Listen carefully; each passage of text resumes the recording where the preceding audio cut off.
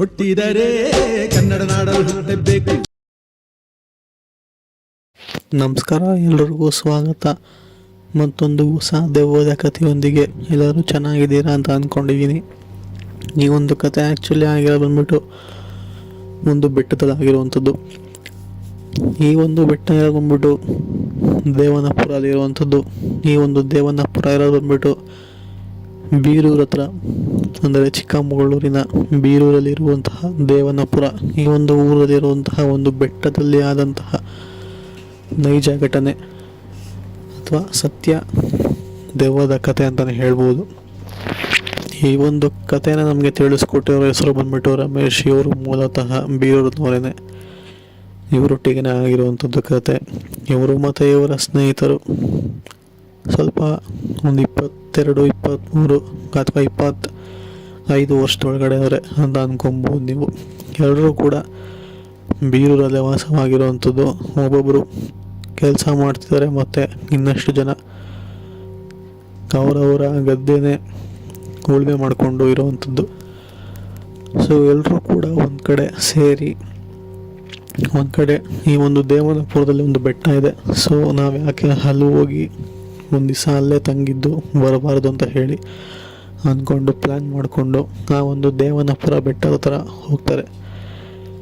ಸರಿ, ಇದಕ್ಕೆ ಹೋಗಬೇಕಾದ್ರೆ ಅವರ ಸ್ನೇಹಿತರು ಎಲ್ಲರೂ ಕೂಡ ಒಪ್ಕೊತಾರೆ. ಕೆಲಸ ಮಾಡಿ ಮಾಡಿ ಅವ್ರಿಗೂ ಕೂಡ ಬೇಜಾರಾಗಿರುತ್ತೆ. ಸರಿ, ಊರಿಂದ ಹತ್ರನೆಲ್ಲ ಬಿಡು, ಒಂದು ರಾತ್ರಿ ಹೋಗಿ ಕಳೆದು ಬಿಟ್ಟು ಬರೋಣ, ನಮಗೂ ಕೂಡ ಮೈಂಡ್ ರಿಫ್ರೆಶ್ಮೆಂಟ್ ಆಗುತ್ತೆ ಅಂತ ಅಂದ್ಕೊಂಡು ಹೋಗಿರ್ತಾರೆ.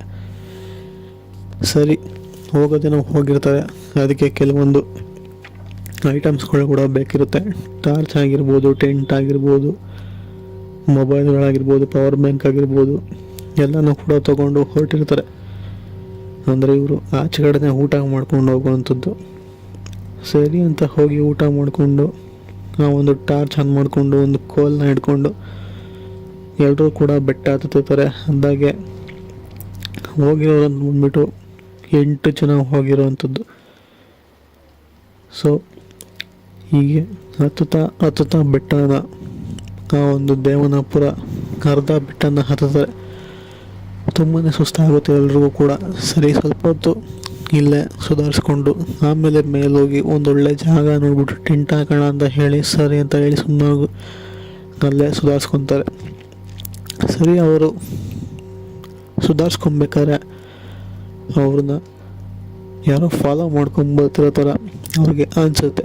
ಅವರು ಕೂಡ ಕೈಲಿರೋಂತಹ ಟಾರ್ಚ್ನ ತೋರಿಸ್ಬಿಟ್ಟು ಹುಡುಕ್ತಾರೆ, ಯಾರಾದರೂ ನಮ್ಮನ್ನು ಫಾಲೋ ಮಾಡ್ಕೊಂಬಂದ್ರ ಅಂತ ಕೇಳ್ತಾರೆ. ಬಟ್ ಸುಸ್ತಾಗಿರುತ್ತೆ, ಎದ್ದು ಹುಡ್ಕೋದು ಕೂಡ ಸುಸ್ತಾಗಿರುತ್ತೆ. ಸೊ ಆಗೋದಿಲ್ಲ. ಆದ ಕಾರಣ ಯಾರಾದರೂ ಇದೀರಾ ಅಂತ ಹೇಳಿ ಕಿರಿಚಿರ್ತಾರೆ. ಬಟ್ ಆ ಕಡೆ ಯಾವುದೇ ಕೂಡ ರೆಸ್ಪಾನ್ಸ್ ಬರೋದಿಲ್ಲ. ಹೀಗೆ ಒಂದು 10 ನಿಮಿಷ 15 ನಿಮಿಷ ಸುಧಾರಿಸ್ಕೊಂಡಾದ್ಮೇಲೆ ಮತ್ತೊಮ್ಮೆ ಬೆಟ್ಟ ಹತ್ತೋದಕ್ಕೆ ಶುರು ಮಾಡ್ತಾರೆ. ಹತ್ತಬೇಕಾದ್ರೆ ಪುನಃ ಅವ್ರ ಹಿಂದೆಗಡೆ ಯಾರೋ ಅವರಷ್ಟು ಜನನ ಫಾಲೋ ಮಾಡ್ತಿದ್ದಾರೆ, ಅವ್ರ ಮೇಲೆ ಕಣ್ಣಿಟ್ಟಿದ್ದಾರೆ ಅಂತ ಹೇಳಿ ಎಲ್ಲರೂ ಕೂಡ ಅನಿಸುತ್ತೆ. ಹಾಗೆ ತಿರುಗಿ ಕೂಡ ನೋಡ್ತಾರೆ. ಬಟ್ ಅಲ್ಲಲ್ಲಿ ಮಾತ್ರ ಮರಗಳು ಶೇಕಾಗುತ್ತೆ, ಮಿಕ್ಕರೆ ಬೇರೆ ಏನೂ ಕೂಡ ಅವರಿಗೆ ಕಾಣಿಸೋದಿಲ್ಲ. ಸರಿ ಅಂತ ಹೇಳಿ ಅವರು ಕೂಡ ಬೆಟ್ಟ ಹತ್ಕೊಂಡು ಮೇಲವರೆಗೂ ಬರ್ತಾರೆ. ಬಂದು ಒಂದು ಕಡೆ ಸಮಯ ಕಡೆ ಹೋಗಿ ಟೆಂಟ್ನ ಕೂಡ ಹಾಕಿ ಹೇಗಿದ್ರು ಬಂದಿದ್ದೀವಿ, ಒಂದು ಸ್ವಲ್ಪ ಹೊತ್ತು ಕೂತ್ಕೊಳ್ಳೋಣ ಅಂತ ಹೇಳಿ ಕೂತ್ಕೊಂಡಿರ್ತಾರೆ. ಇದ್ದಕ್ಕಿದ್ದಂಗೆ ಅವರ ಪಕ್ಕದಲ್ಲಿ ಯಾರೋ ಓಡೋದಂಗೆ ಅವ್ರಿಗೆ ಅನಿಸುತ್ತೆ. ಸೊ ಈ ಬೆಟ್ಟದ ಮೇಲೆ ಯಾರಾದರೂ ಇದ್ದೀರಾ, ಇಲ್ಲಿ ಯಾರು ಓಡೋಗಿದ್ದು ಅಂತ ಹೇಳಿ ಕೇಳ್ತಾರೆ. ಟಾರ್ಚ್ನ ಕೂಡ ಬಿಡುತ್ತಾರೆ, ಅಲ್ಲಿನೂ ಕೂಡ ಕಾಣಿಸೋದಿಲ್ಲ.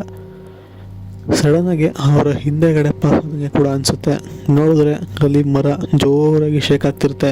ಬಿಟ್ಟರೆ ಅಲ್ಲಿ ಬೇರೆ ಗಾಳಿ ಕೂಡ ಇರೋದಿಲ್ಲ, ಬೇರೆ ಯಾವುದೇ ಮರ ಗಿಡ ಯಾವುದು ಕೂಡ ಶೇಕ್ ಆಗ್ತಿರೋದಿಲ್ಲ. ಬರೀ ಹಿಂದೆಗಡೆ ಇರುವಂತಹ ಮರ ಮಾತ್ರ ಶೇಕ್ ಆಗ್ತಿರುತ್ತೆ, ಜೋರಾಗಿ ಶೇಕ್ ಆಗ್ತಿರುತ್ತೆ. ಇನ್ನೇನು ಬಿದ್ದೇ ಹೋಗುತ್ತೆ ಅನ್ನೋ ಥರ ಶೇಕ್ ಆಗ್ತಿರುತ್ತೆ. ಆ ಮರದ ಹತ್ರ ಟಾರ್ಚ್ ಬಿಟ್ಬಿಟ್ಟು ನೋಡ್ತಾರೆ, ಅಲ್ಲಿನೂ ಕೂಡ ಕಾಣಿಸೋದಿಲ್ಲ, ಮರ ಮಾತ್ರ ಜೋರಾಗಿ ಶೇಕ್ ಆಗ್ತಿರುತ್ತೆ. ಸರಿ ಅಂತ ಹೇಳಿ ಕಲ್ಲು ತಗೊಂಡು ಆ ಒಂದು ಮರದ ಥರ ಎಸಿತಾರೆ. ಎಸಿದಾಗ ಮರ ಇದ್ದಕ್ಕಿದಂಗೆ ಅಲ್ಲಾಡ್ತಿರೋದಲ್ಲ, ಅದು ಸ್ಟ್ಯಾಪ್ ಅಂದರೆ ಒಂಥರ ನಿಂತು ಹೋಗುತ್ತೆ. ಸರಿ ಬಿಡು, ನಿಂತದ, ಮೋಸ್ಟ್ಲಿ ಅದೇನೋ ಕರಡಿನ ಏನಪ್ಪ ಅಥವಾ ಯಾವುದೋ ಪ್ರಾಣಿ ಪಾಸ್ ಆಗಿರಬೇಕು. ಅಂತ ಅಂದ್ಕೊಂಡು ಒಂದು ಕಡೆ ಭಯ ಇದ್ದೇ ಇರುತ್ತೆ. ಬಿಕಾಸ್ ಕಾಡು ಪ್ರಾಣಿಗಳೇನಾದ್ರು ಬಂದರೆ ಕಷ್ಟ ಅಂತ ಹೇಳಿ ಟಾರ್ಚ್ ಆಗಿರಲಿ ಕೋಲಾಗಿರಲಿ ಅದನ್ನೇ ಅವರ ಒಂದು ಅಸ್ತ್ರವಾಗಿ ಉಪಯೋಗಿಸ್ಕೊಬೇಕು ಅಂದ್ಕೊಂಡು ಸುಮ್ಮನಾಗಿರ್ತಾರೆ. ಸೊ ಒಂಥರ ಮಂಪರು ನಿದ್ದೆ ಬರೋದಕ್ಕೆ ಶುರು ಆಗುತ್ತೆ. ಹೋಗಿ ಟೆಂಟ್ ಒಳಗಡೆ ಹೋಗಿ ಮಲ್ಕೊತಾರೆ ಕೂಡ. ಸೊ ಮಲ್ಕೊಂಡು ಸ್ವಲ್ಪ ಹೊತ್ತಾದಮೇಲೆ ಟೆಂಟ್ ಸುತ್ತ ಅವ್ರಿಗೆ ಬೆಂಕಿ ಹತ್ತಿರೋದು ಕಾಣಿಸುತ್ತೆ. ಅಂದರೆ ಇಲ್ಲಾರು ಬೆಂಕಿ ಹಚ್ಚಿದ್ರು, ಫಸ್ಟ್ ಇಲ್ಲಿಂದ ಆಚೆ ಬರಬೇಕು, ಬೆಂಕಿ ಹಾರಿಸ್ಬೇಕು ಅಂತ ಹೇಳಿ ಎಲ್ಲರೂ ಕೂಡ ಒಮ್ಮೆಲೆ ಆಚೆ ಬಂದು ಬೆಂಕಿ ಹಾರಿಸೋದಕ್ಕೆ ತುಂಬಾ ಪ್ರಯತ್ನ ಪಡ್ತಾರೆ. ಬಟ್ ಎಷ್ಟೇ ಪ್ರಯತ್ನ ಪಟ್ಟರೂ ಕೂಡ ಆ ಒಂದು ಬೆಂಕಿನ ಹಾರಿಸೋದಕ್ಕೆ ಆಗೋದೇ ಇಲ್ಲ. ಸರಿ ಅಂತ ಹೇಳಿ ಅವ್ರು ತೊಗೊಂಬಂದಿದ್ದಂತಹ ನೀರುಗಳನ್ನ ಚೆಲ್ಲೋದಕ್ಕೆ ಶುರು ಮಾಡ್ತಾರೆ. ಚೆಲ್ಲಾದ್ಮೇಲೆ ಅಷ್ಟು ಬೆಂಕಿನ ಹಾರಿಸ್ತಾರೆ. ಆಮೇಲೆ ಒಬ್ಬರು ಒಂದು ದಿಕ್ಕಲ್ಲಿ ಹುಡ್ಕೋದಕ್ಕೆ ಶುರು ಮಾಡ್ತಾರೆ. ಇಲ್ಲಿ ಯಾರೋ ಇದ್ದಾರೆ, ನಮ್ಮನ್ನು ಫಾಲೋ ಮಾಡ್ಕೊಂಡು ಬಂದಿದ್ದಾರೆ, ನಮ್ಮನ್ನು ಅಟ್ಯಾಕ್ ಮಾಡೋಕ್ಕೆ ಅಂತಲೇ ಕಾಯ್ತಿದ್ದಾರೆ ಅಂತ ಹೇಳಿ ಫುಲ್ಲು ಹುಡುಕ್ತಾರೆ. ಅಲ್ಲೇನೂ ಕೂಡ ಕಾಣಿಸೋದಿಲ್ಲ. ಸರಿ ಅಂತ ಹೇಳಿ ಒಬ್ಬರು ಒಂದು ದಿಕ್ಕಲ್ಲಿ ಹೋಗಿರೋವಂಥವ್ರು ಅದರಲ್ಲಿ 3 ಜನ ಮಾತ್ರ ಒಂದು ದಿಕ್ಕಲ್ಲಿ ಸಿಗ್ತಾರೆ. ಸಿಕ್ಕಿ ಯಾರಾದರೂ ಕಾಣಿಸಿದ್ರು ಅಂತ ಹೇಳಿ ಮಾತಾಡ್ಕೊತಾರೆ. ಬಟ್ ಯಾರೂ ಕೂಡ ಕಾಣಿಸಿರೋದಿಲ್ಲ. ಸರಿ ಅಂತ ಹೇಳಿ ಟೆಂಟ್ ಹತ್ರ ವಾಪಸ್ ನಡ್ಕೊಂಡ್ಬರ್ಬೇಕಾರೆ ಮತ್ತೊಮ್ಮೆ ಒಂದೇ ಒಂದು ಮರ ಮಾತ್ರ ಶೇಕ್ ಆಗ್ತಿರೋ ಥರ ಅವ್ರು ಕಾಣಿಸುತ್ತೆ. ಆ ಒಂದು ಮರದ ಥರ ಟಾರ್ಚ್ ಬಿಟ್ಟಾಗ ಯಾರೋ ಅಲ್ಲಿ ನಿಂತಿರೋ ಥರ ಅವ್ರಿಗೆ ಕಾಣಿಸುತ್ತೆ. ಸರಿ ಅಂತ ಹೇಳಿ ಯಾರು ಅಂತ ಇವರ 3 ಜನ ಕೂಡ ಓಡೋಗ್ತಾರೆ. ಓಡೋಗ್ತಿದ್ದಂಗೆ ಅಲ್ಲಿದ್ದಂತಹ ಒಂದು ನೆರಳು ಥರ ಇದ್ದಂತಹ ಒಂದು ಆಕೃತಿ ಇದ್ದಕ್ಕಿದ್ದಂಗೆ ಅವರ ಮೈ ಮೇಲೇ ಜೋರಾಗಿ ಬಂದಂಗೆ ಅನಿಸುತ್ತೆ. ಬಂದು ಅವರಷ್ಟು ಜನ ಮುಗ್ಗರು ಕೆಳಗೆ ಬೀಳ್ತಾರೆ. ಸಡನ್ನಾಗಿ ಪಾಸ್ ಆಗುತ್ತೆ. ಇಲ್ಲಿ ಯಾವುದೋ ಒಂದು ನೆರಳು ಪಾಸ್ ಆಯ್ತಲ್ಲ ಅಂತ ಹೇಳಿ ಆ 3 ಜನರು ಕೂಡ ಕೂಗ್ತಾರೆ. ಮಿಕ್ಕ 5 ಜನರು ಕೂಡ ಕರೆಸ್ತಾರೆ. ಇಲ್ಲಿ ಯಾವುದೋ ಒಂದು ನೆರಳು ಥರ ಒಂದು ಆಕೃತಿ ಇತ್ತು. ಅದನ್ನ ಈ ಮೈ ಮೇಲೆ ಬಂತು, ಸಡನ್ನಾಗಿ ಹಾರಿ ಹೋಯಿತು ಅಂತ ಹೇಳಿ ತಿಳಿಸಿರೋವಂಥದ್ದು. ಸರಿ ಬಿಡಿ, ನಿಮ್ಮ ಭ್ರಮೆ ಇರಬೇಕು ಅಂತ ಹೇಳಿ 8 ಜನರು ಕೂಡ ಹತ್ಕೊಂಡು ಮೇಲೆ ಬರ್ತಾರೆ. ನೋಡಿದ್ರೆ ಆ ಒಂದು ಟೆಂಟ್ ಒಳಗಡೆನೇ ಆ ಒಂದು ಕರಿ ನೆರಳು ಟೆಂಟು ಒಳಗಡೆನೇ ಇರೋ ಥರ ಅವ್ರಿಗೆ ಕಾಣಿಸ್ಬಿಡುತ್ತೆ. ಈ ಸಲ 8 ಜನರು ಕೂಡ ನೋಡಿರೋವಂಥದ್ದು, ವಿತ್ ಟಾರ್ಚ್ ಕೂಡ ಹಾಕ್ಕೊಂಡು ನೋಡಿರೋವಂಥದ್ದು.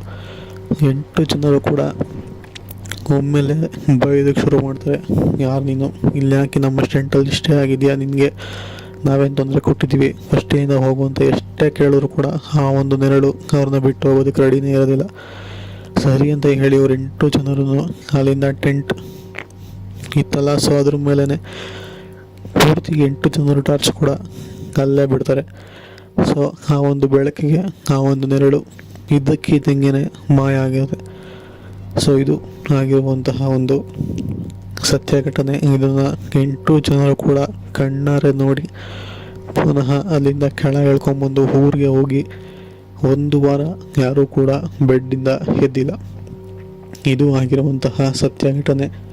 ಈ ಒಂದು ಕತೆ ಇಷ್ಟ ಆಗಿದೆ ಅಂತ ಅಂದ್ಕೊಂಡಿದ್ದೀನಿ. ಸಿಗೋಣ ಮತ್ತೊಂದು ಕಥೆಯೊಂದಿಗೆ. ಅಲ್ಲಿವರೆಗೂ take care. Good bye friends.